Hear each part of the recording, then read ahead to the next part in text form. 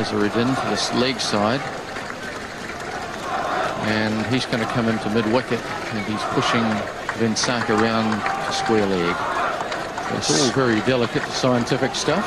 Certainly been meticulous with his field placing, Azharuddin, but I think we're just about set to go. Shane Thompson's been waiting a while now. He's facing Prabhakar. It's high in the air, and oh, that's a great catch. Catch taken by Wasson. What a beauty. Well, Shane Thompson gone. He tried to give himself a bit of room and hit it over the offside. He didn't get hold of it. It went high.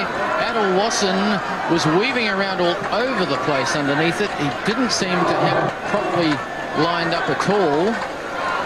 Got a fair bit of height. Didn't get any distance, but look at him. He actually fell over and then caught it from his knees. So marvellous effort in the end, but he seems to have hurt himself. Gavin Larson, his third match for New Zealand, and he comes in at a stage when there are 9 balls to be bowled. Last ball of this over from Prabhakar.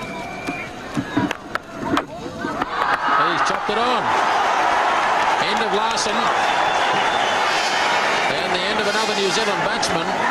So New Zealand will need to score 11 runs off the last over to win the game. Here's the dismissal, trying to give himself room, Larson. It was a good ball. Wasn't there to cut, but he had to try and do something because he had to get back to ball. He didn't manage it. So it's Martin Snedden who goes out to join Richard Hadlee. Hadlee will have the first ball of this last over, and New Zealand need to score 11 off the over to win. 10 runs, it's a tie. Now I believe it is a tie if they finish on the same number of runs, John, and it has nothing to do with number of wickets that's fallen. And so it should be. I think they have different overs and wickets and runs and what have you. If you've got the same number of runs, it should be a tie in a limited over game. High drama. There we are, 11 required off the last over. Kapil Dev's waving his arms like a traffic officer.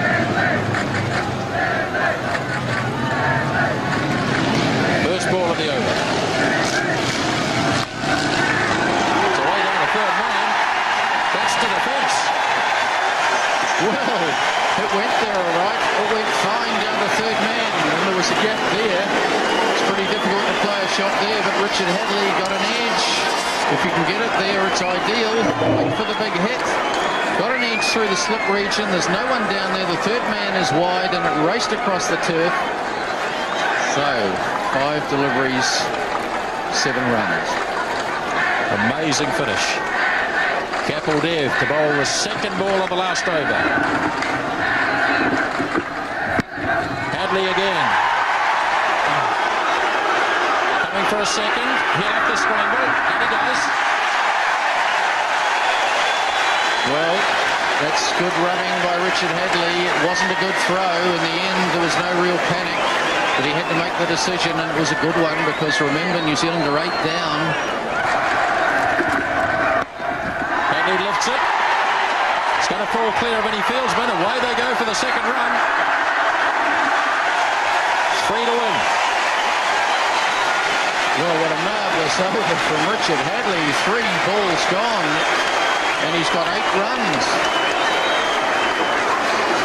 He hasn't changed the expression on his face all day, Richard Hadlee.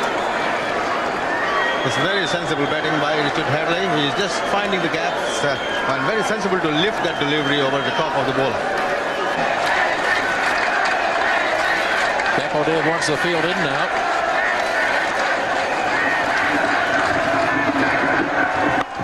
Hadlee hits it again. Going to look for the second again. Snedden running blind is run out. Snedden is out. So New Zealand are going to need 2 runs with 2 balls to go and the last batsman in. So Hadlee goes to meet Morrison. There's always a smile on Danny Morrison's face. Hadlee's going to have to face. There are 2 balls to go. They've got to work something out here. The ideal, of course, would be for Hadlee to get the runs and not force Danny Morrison to face the last ball. So 2 balls to go. New Zealand need 2 to win. They only have 1 wicket left, remember. Yes, so he doesn't need to get out here, does he?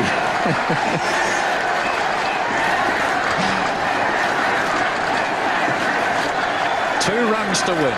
Here's Kapil to Hadley. India have won the game.